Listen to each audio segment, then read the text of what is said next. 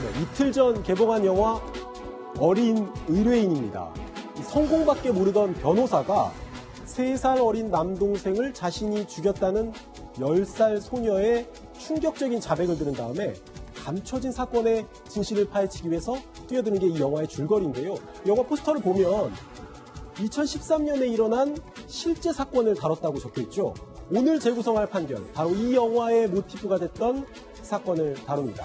사건은 지난 2013년 8월 경북 칠곡군에 있는 주택에서 초등학교에 다니는 8살 난 여자아이가 구토를 하고 복통 증세를 호소해서 병원으로 실려가면서 시작됐습니다. 치료를 받았지만 병원으로 옮겨진 지 하루 만에 숨을 거뒀죠. 그런데 숨진 아이는 장기 일부가 손상돼 있었고요. 몸에는 맞은 듯한 흔적도 여러 발견됐는데요. 이 경찰이 시신 부검 결과를 토대로 수사에 나섰고 의외로 금방 이 숨진 아이를 때려서 숨지게 했다고 자백하는 인물이 나왔습니다. 바로 숨진 아이보다 3살 많은 언니였는데요. 수사기관이 이 상해치사 혐의로 이 언니를 입건해서 조사하는 과정에서 아무도 예상하지 못했던 충격적인 진실이 수면 위로 드러나겠습니다.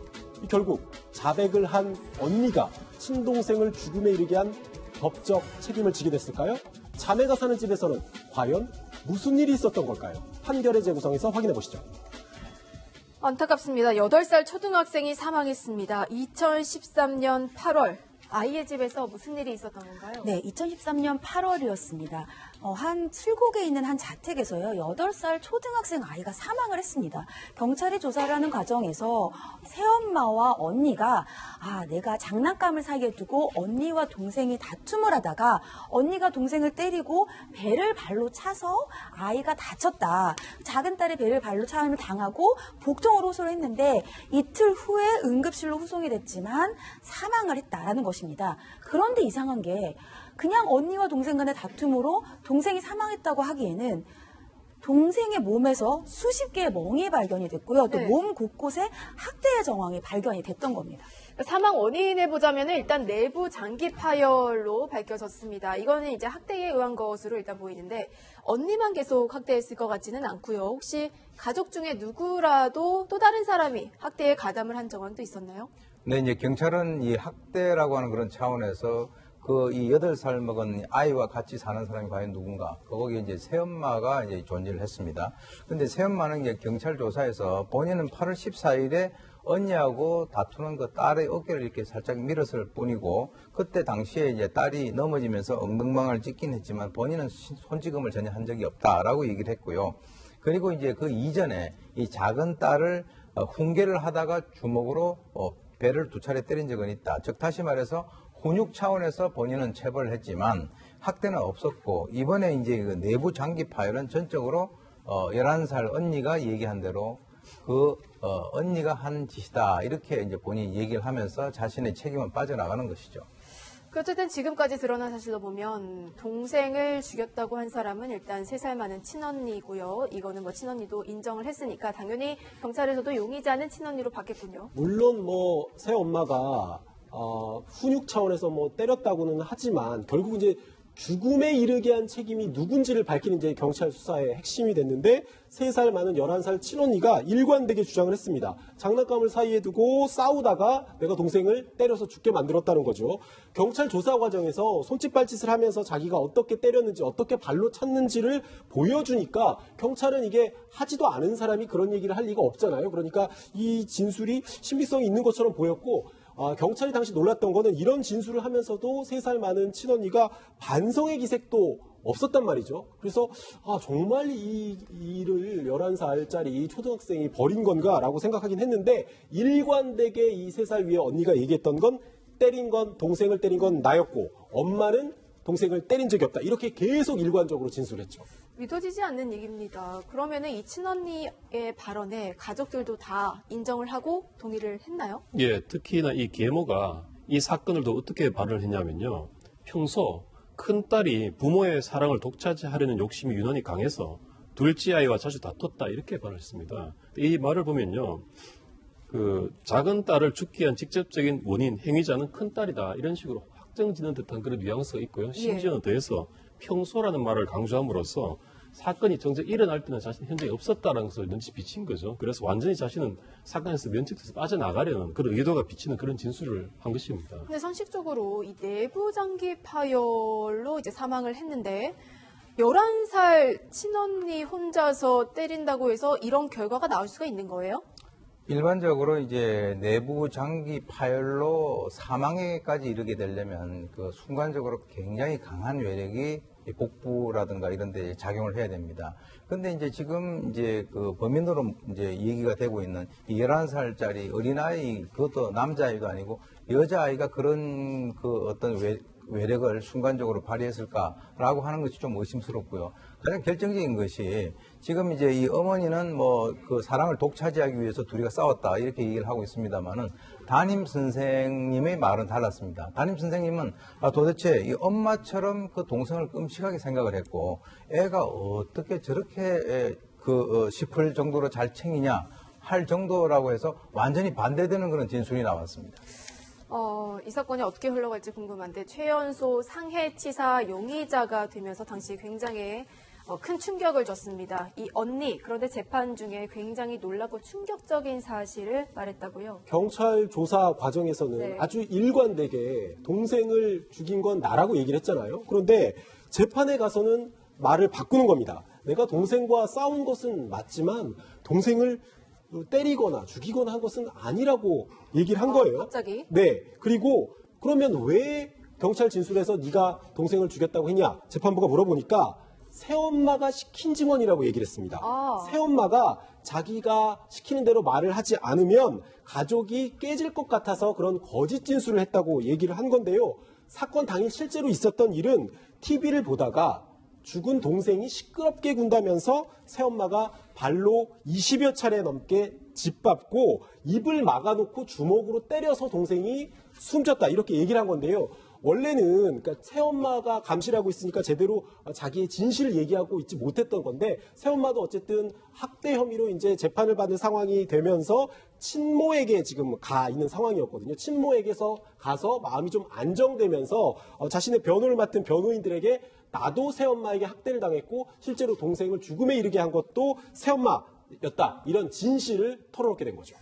큰딸의 진술이 바뀌었습니다. 완전히 사건이 반전을 거듭하고 있는데요. 결국 동생을 죽게 한 것은 엄마였다는 게 이 친언니의 주장 아니겠어요? 네, 그렇게 큰딸이 진술을 번복했음에도 불구하고 새엄마는 범행을 계속해서 부인을 했습니다.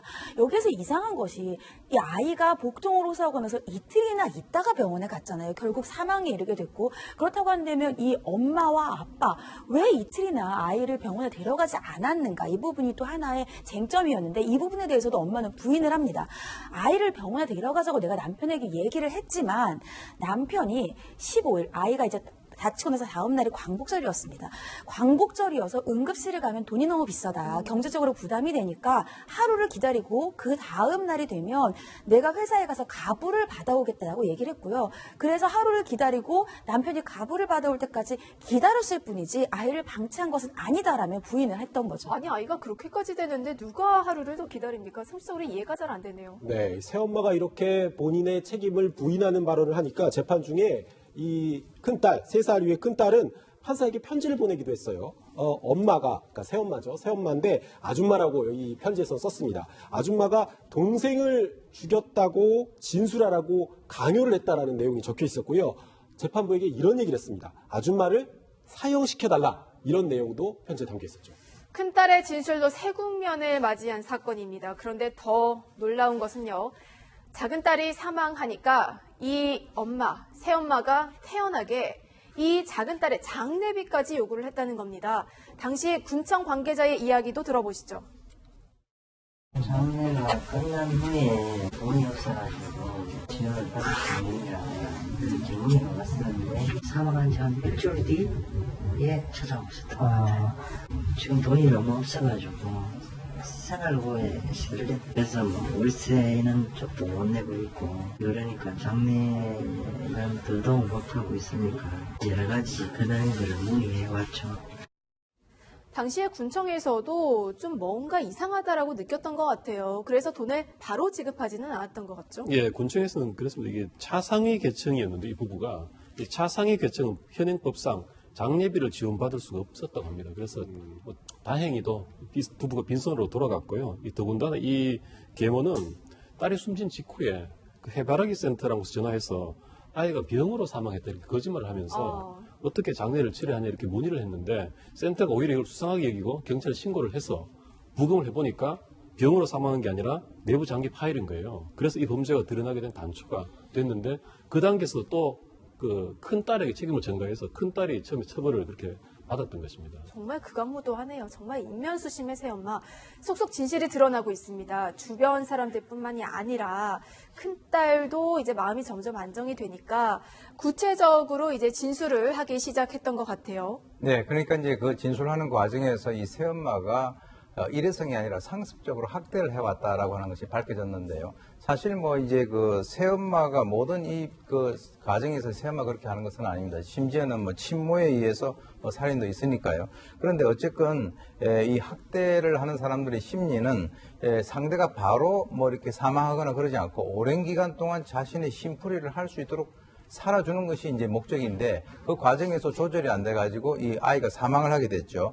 그런데 이 학대를 하면 할수록 아이들이 눈치를 보고 자신을 두려워하는 그런 것들을 보고 자기는 어떤 심리적인 어떤 만족감을 얻게 되는데 그렇게 되는 과정에서 가학성이 점차적으로 증폭이 되기 때문에 그것을 조절하지 못해서 결국은 피해자를 양산할 수 있는, 만들 수 있는 그런 결과를 초래한다는 것이죠. 이게 과연 엄마가 할 수 있는 짓인가 아니면 인간이 할 수 있는 짓인가 너무나 놀랍고 너무 잔인하고요. 너무 속상한데 대체 이 엄마가 이렇게 상습적으로 딸을 폭행하는 동안 아빠는 뭘 하고 있었던 거예요?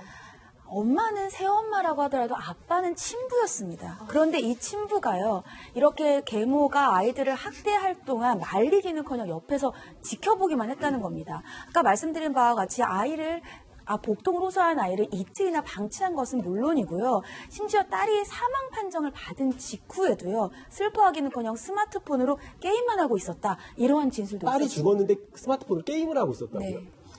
결국 친엄마가 동생을 때려서 살해했고 친엄마가 상습적으로 동생을 때리는 동안 아빠는 이를 방치했습니다.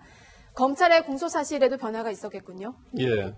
그런데 이게 뭐 살인으로 변화된 것은 아니고 다만 이제 피고인을 큰딸과 이 계모 공동 범행에서 계모의 단독 범행으로 변경을 했습니다. 그렇게 해야죠. 범행 기소 내용 자체는 살인죄는 그대로 적용이 안 됐습니다. 그 당시에 이제 피해자 측 변호인과 여론에서 이거 살인죄로 가야 되는 거 아니냐고 했는데 결국 검찰이 살인죄는 뭐 적용하지 않겠다라고 해서. 그러니까 지금 살인죄하고 상해치사하고 차이가 살인의 고의성이 있냐 없느냐인데 지금 수사기관에서는 살인의 고의성은 없었다고 판단을 한 거잖아요. 예, 그렇습니다. 핵심이 결국 고의 문제거든요. 예. 죽일 생각이 있었느냐 없었느냐 이 문제인데 근데 사실은 이제 이 고의라는 게 확정적으로 내가 죽이겠어라는 그것만이 고의는 아니거든요. 미필적 고의라고 해서 죽어도 상관없어라는 생각으로 때렸었는데 죽었다 이러면 이것도 살인죄가 되는 거거든요. 네. 고의가 인정되는 겁니다. 그런데 검찰에서는 뭔가 이걸 입증하기에도 증거가 부족하다고 판단을 해서 살인죄 적용 안 했던 것 같은데 근데 사실은 이렇습니다. 검찰은 소추기관이지 최종 판단자가 아니거든요. 이 당시에 충분히 살인죄를 검토할 여지가 있었고 피해자 측의 변호인이 요구했고 여론도 강하게 요구했었습니다. 네. 그렇다면은 이 살인죄를 기소를 해보는 것은 충분히 가능했다고 보고요. 더군다나 이게 만약 무죄 받을까 급이 났다 그런다면은 살인죄를 기소를 하고 예비적으로 상해치사로 했으면 됩니다. 아쉬운 그런데 왜 부분이네요. 이렇게까지 좀 안약이 갔는지 좀 아쉬운 점이 있습니다. 일단 뭐 그 8살 난 초등생 살해 관련해서는 이제 새엄마가 상해치사 혐의로 기소가 된 거고요. 친부, 그러니까 친아빠도 이 학대 혐의를 제대로 막지 못한 죄, 학대 방조 혐의를 적용해서 재판에 넘겨졌죠. 자, 새엄마. 그래서 결국 어떤 판단 내려졌나요? 네, 1심에서는 왜 상해치사이냐, 이 부검을 해봤더니 사망의 원인이 한 차례 외부의 강한 충격이라고 했기 때문에 상해치사라고 일단 판단을 했습니다. 그래서 새엄마에게는 징역 10년, 친부에게는 징역 3년을 선고했고요. 이 선고가 끝나고 나서 큰딸에게도 상습적으로 학대를 한 것이 또 밝혀졌습니다. 그래서 새로운 재판이 또 열렸고요. 큰딸에 대해서도 새엄마가 징역 9년이 추가로 선고되고 친부도 징역 3년이 추가로 선고됐습니다. 그러면은 최종적으로는 1심에서 새엄마는 19년 그리고 친부는 6년이 되겠군요. 네, 이게 그러니까 강한 외부 충격 한 번이 사망 원인이라는 얘기를 왜 중요하게 봐야 되냐면 무차별 폭행이었다면 사망 원인이 단 한 번의 충격으로 그치지 않았을 거다. 이렇게 재판부가 판단했기 때문이죠. 2심까지 갔죠, 변호사님 이거? 예, 그렇습니다. 결국 1심에서 보면요. 처음에 기소된 것에 10년, 3년 각각 받았거든요. 네. 계모, 친부가. 그다음에 추가 기소로 각각 9년, 3년을 받아서 최종적으로 계모가 19년, 친부가 6년 받았는데요. 항소심에서 이제 합쳐서 조금 아꼈습니다. 그래서 계모는 징역 15년, 친부는 징역 6년, 이렇게 징역 4년 이렇게 선고됐습니다. 그러니까 1심에서는 엄마 19년, 친부 6년, 그리고 2심에서는 엄마 15년, 친부 징역 4년이 되겠네요. 그런데 이게 징역이 아이의 억울함을 완벽히 풀어주지는 참 못할 것 같습니다. 두 번 다시는 절대로 일어나서는 안 되는 일인데 안타깝게도 아동학대가 점점 더 늘어나고 있다면서요. 네, 보건복지부가 작성한 아동학대 현황 보고서를 보면 아동학대가 계속 꾸준하게 늘고 있어요. 한 15년, 16년 동안 거의 한 10배 정도 늘어나기도 했는데 아동학대를 한 가해자 누구였냐면 76.8%, 4명 중 3명은 부모였습니다. 그러니까 이건 새아버지, 새어머니, 그다음에 친부, 친무를 모두 합친 숫자이긴 한데 부모가 아이들을 가장 많이 학대하는 사람인 거죠. 그렇다 보니까 정부가 이 부모가, 친권자가 아이에게 가지고 있는 징계권 중에서 아이가 잘못하면 훈육을 해야 되니까 징계를 하고 하긴 하잖아요. 그래서 외출을 금지하기도 하고 아니면 용돈을 줄이기도 하고 이런 징계를 이렇게 하는데 그런 징계 중에서 체벌을 하는 그런 권한은 제외하는 방식으로 현행 민법을 고치겠다. 이런 발표를 지금 내놓은 상황이거든요. 사실 우리 아이가 잘 되라고 드는 사랑의 매 이런 부분 사실 관대하게 허용해왔던 게 우리 문화였는데 이런 게 자칫 아동을 학대하는 문화로 이어지지 않도록 관습으로 이어지지 않도록 법까지 고치겠다고 하는데요. 사실은 사랑의 매 어떤 부분은 필요하다고 볼 수도 있고 어떤 분들은 반대하시기도 하겠지만 이런 법을 고쳐야 될 정도로 우리 아이들에 대한 학대가 심각하다. 그리고 그 학대를 가하는 사람이 부모다. 이런 현실 참 우리 사회의 어두운 단면이긴 합니다. 마음이 무겁네요. 어디선가 또 누군가는 여전히 학대를 당하면서 눈물을 흘리고 있을지도 모르는 일입니다. 이런 일이 다시는 발생하지 않도록 많은 분들이 관심을 가지고 지켜봐 주셨으면 좋겠습니다.